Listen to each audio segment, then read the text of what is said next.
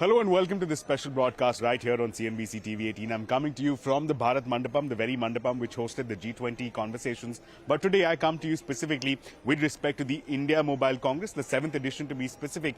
Now keep in mind that the big message that has been sought to be sent out by the government leaders, by the industry leaders, is that far from being a technology seeker, a technology consumer, India is trying to position itself, or should try to position itself, as a technology supplier. That's the key message that is being sent out. In fact, the Prime Minister arrived at 9:45 sharp today. He entered the exhibition hall. The first pavilion that he went to was the Jio Pavilion. Akash Ambani was there, ushering the Prime Minister through the Jio Pavilion, showcasing technology such as space fiber. Subsequently, the action then moved here to right behind me, the inaugural session.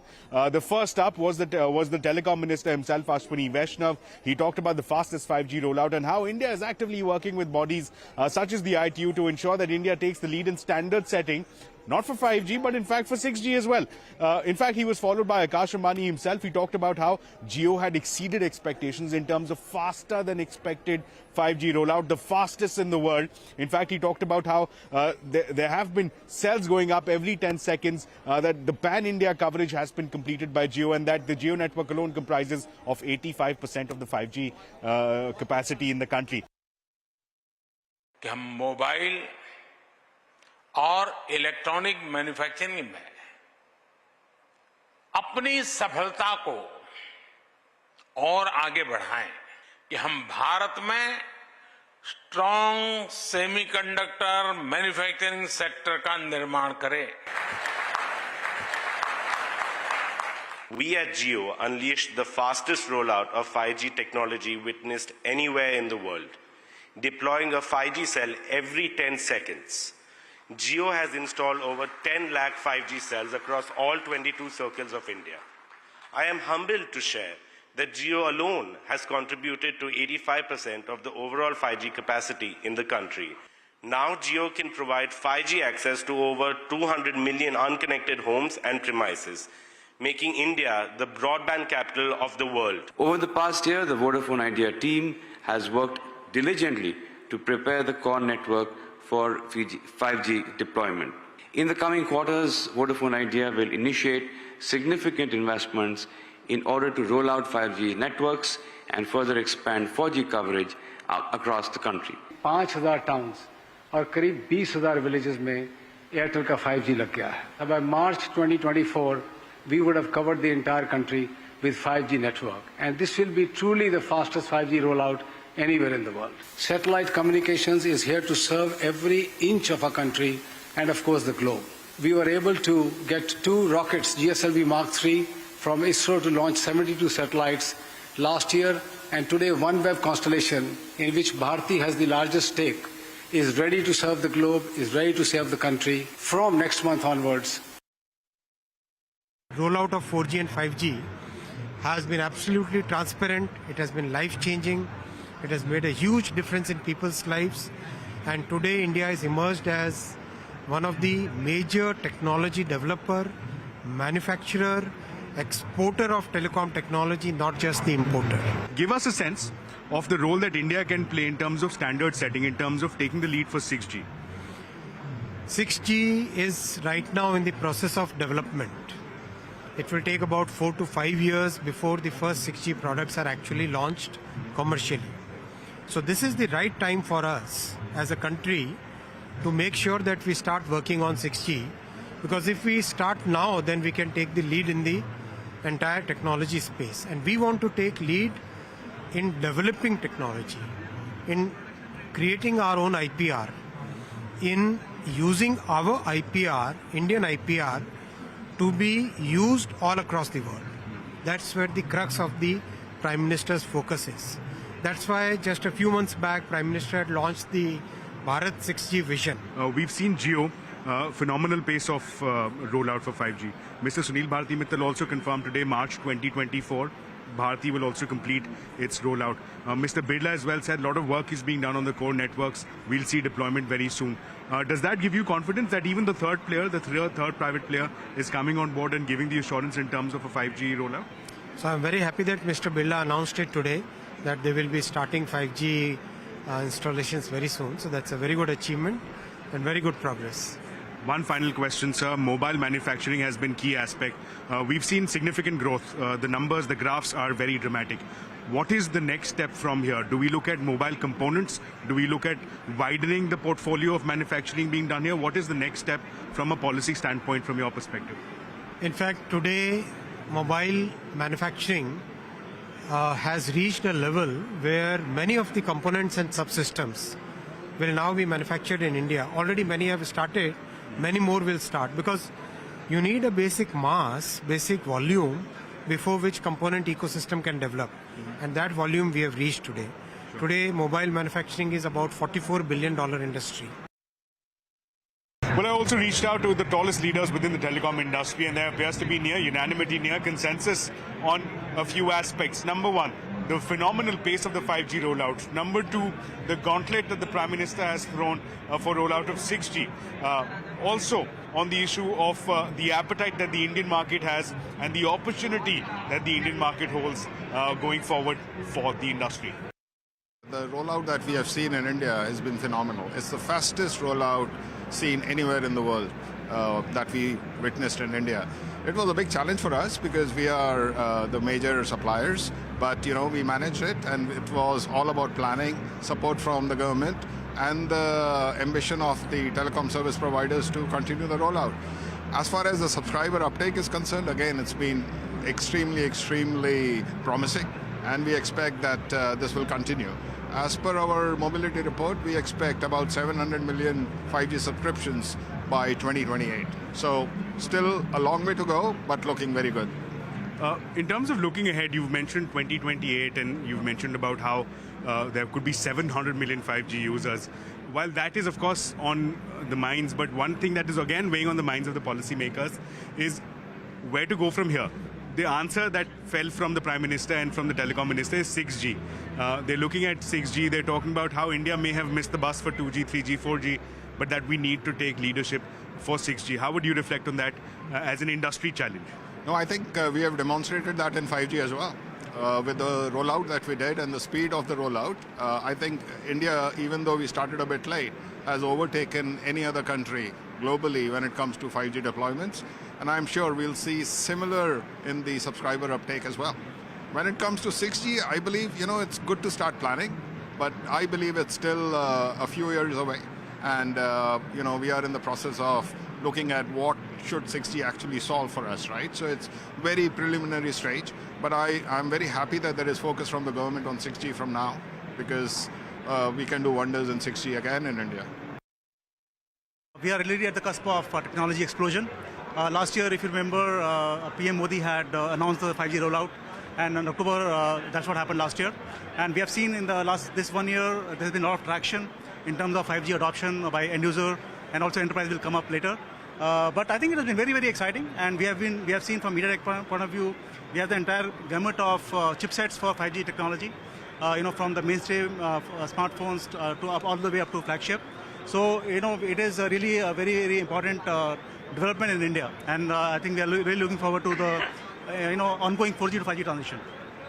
Speaking of 5G, very interestingly, we saw the fastest 5G rollout. We already have 125 million 5G users. Do you see that appetite growing? This 4G to 5G transition, we are looking at it as a very incredible opportunity for us because that way we can kind of use our products of 5G chipsets more and more.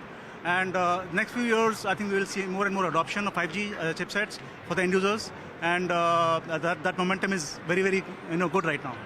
We've seen a dip in smartphone sales. That, of course, is a big segment for you, big revenue generator. But at the same time, we've also seen green shoots in the form of demand coming in from the auto space, from the world of IoT. How are things positioned for you? Are things on an even keel? Are you cautiously optimistic? I think, India is a very important market, first of all, because of the demography that we have here, the youngest population in the world. I think that really helps to drive the consumer demand. So that aspect remains, whatever vertical you talk about. And, MediaTek is actually having many different verticals. So smartphones is something you mentioned. That's roughly 50% of the revenue. But there are so many other verticals which are doing very well, like, smart TVs, routers, smart speakers. All these segments are, very, very important for us, and they're doing very well. 1 year ago, we launched the 5G. The Prime Minister was here itself at the IMC and we launched the 5G. 1 year from now, we are already touching 125 million users. Our projections are that it should touch about 700 million by 2028. But these are just numbers, you're right. There is a big assumption of consumers, there's a big assumption of enterprise coming together for this. But what's also happening typical in India is the 5G manufacturing stack is getting, it's bespoke and it's typical to India as such as against the rest of the world. 5G is one aspect, and that's certainly something that the industry, I think, just borrowing from what the industry captains had to say this morning, is something that they're focusing on, that they're working on. Also 6G, I think that's a message that fell out of the speech of the Prime Minister as well as the Telecom Minister, that they want India to take the lead as far as 6G is concerned. Is it coming too soon? Do we need to perhaps build the foundation on 5G? Frankly, in my own view, it's not too soon. So I don't think as a country, as a consumer, as a nation, we can wait for 5G to evolve, get mature, and then talk about 6G. So talking about it, being a part of the standard setting exercise right now, it's good timing, I would say. We had Mr. Kumar Mangalam Birla talk of how perhaps there's a lot of work being done internally within Vodafone Idea, and that very soon we'll have 5G deployment by Vodafone Idea as well. Does that give you confidence in terms of the strength that the Indian telecom sector has, or does that perhaps maybe cause concern that so far we've only had 2 telecom players rolling out 5G networks? So it is complex. The Indian playing field is complex. It's not easy. Regulations and policies are now adding the stimulus, if you like. So I wouldn't say it's just a two-player game. It's phenomenal. The vision that was shared by our Prime Minister to make this happen, to connect every part of India on 5G is truly phenomenal. From our experience, typically countries have taken between 3 to 4 years to get this kind of coverage. And this kind of coverage happening in India within 12 months is absolutely phenomenal. So I think we should all be very proud of it. But what's happened at the core of it is this kind of commitment by tier 1 operators like Airtel Jio to step forward, to do huge amounts of network deployment, but also to look at technologies from around the world and including in India to make sure that the networks come across. The experience is ultimately what has to be measured out, and we're very, very proud that across majority of the tier 1, tier 2 cities, you can now experience 5G. And my own view is as we go forward into the next year, there'll be further network investments, particularly on the fiberization side, to really make sure that that delta experience from 4G to 5G really comes through. We've seen a great amount of traction as far as the retail segment is concerned. We're yet to see use cases at a level where the enterprises are also willing to come on board. How do you see that journey evolving? Do you see that as a concern, or do you see that perhaps an opportunity that is yet to be uncovered? I think it's a huge opportunity. In my own view, at least 50 to 70% of the value of 5G will actually come from the enterprise side rather than the retail side. So I think this is a huge focus for the entire sector. I'm talking of the telecom sector, I'm talking of the government, but even private sector. We are also part of the Vedanta group, and we're already evaluating what are some of those opportunities where you could bring in operational efficiencies, where you could look at asset monetization, asset monitoring, safety. All of those things could be very, very interesting use cases. I think India itself, manufacturing is scaling up, so I think timing-wise it's also very good when you look at Industry 4.0. Again, we're just at the initial stage. My own dream, for example, is that can we have driverless tractors in India? So instead of our farmers, facing the heat, at 40, 50 degrees in India, can we have driverless tractors? And they're looking at their technologies to get the best pricing for their vegetables. So those are kind of things that excite me. Well, on that note, let's step into a very short break. But on the other side, we get you interesting use cases and application of technology here at the IMC 7th edition.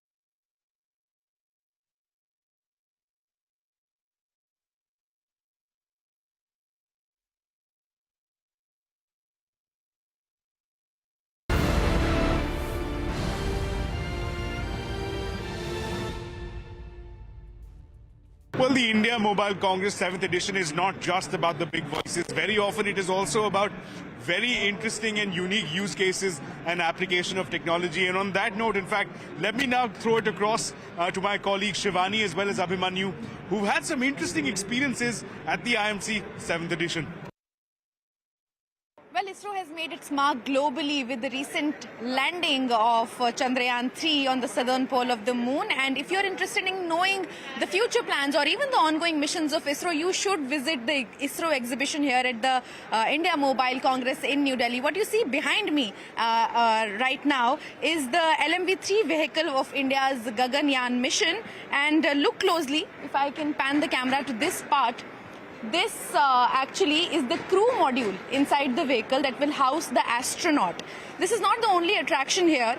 ISRO representatives are showcasing futuristic technologies, and let me just take you to the quantum communication segment over here, where the ISRO representatives are showcasing really futuristic hack-proof communication.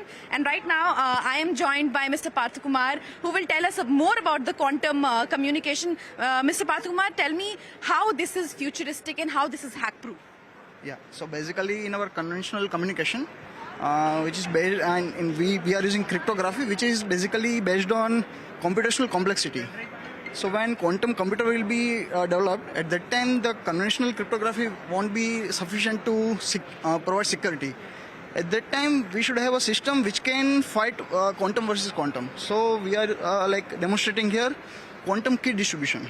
Basically, using that particular communication, we can provide unconditional security.